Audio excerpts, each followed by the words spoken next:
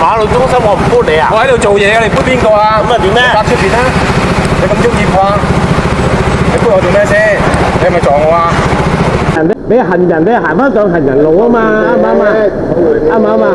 我哋呢位先咧就唔使管理呢個出入嘅，咁佢又你管理出入嗱你冇唔係有冇責任？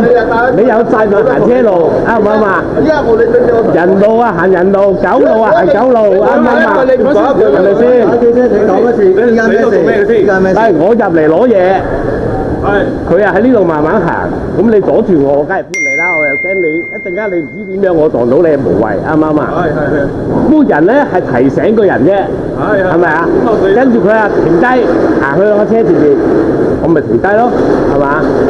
問我係咪搬佢做乜嘢？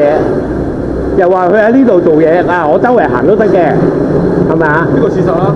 係啊，但係我係提醒你，我驚撞到你啫，啱唔啱啊？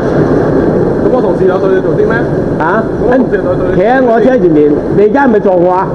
喂，發生咩事啊？我有做錯嘢咩？啱唔啱啊？咁而家想點先？我有冇做錯嘢先？我唔知你有冇做錯。係佢咬撚住我唔撚放，啱唔啱啊？我問你而家想點？你咪想報警？我問你一樣嘢，你要唔要報警先？你報啦！請報！我報咩警啫？報啦！我去攞嘢啫嘛！嚇！唔係同我躝啦！咁你喺度做咩啊？搞事啊！攬乜嘢啫？攬乜嘢啊？你係咪你報咯？攬乜嘢啊？隨便。攬乜嘢先？你唔好啊！你而家阻住啦！你而家又嚇攬乜嘢先？嚇？躝啦！你攬乜嘢啊？你係咪報警啊？你攬乜嘢啊？你報啦！咩叫做躝啊？躝啊，即係爬上咁爬咯，唔識躝咪爬咯。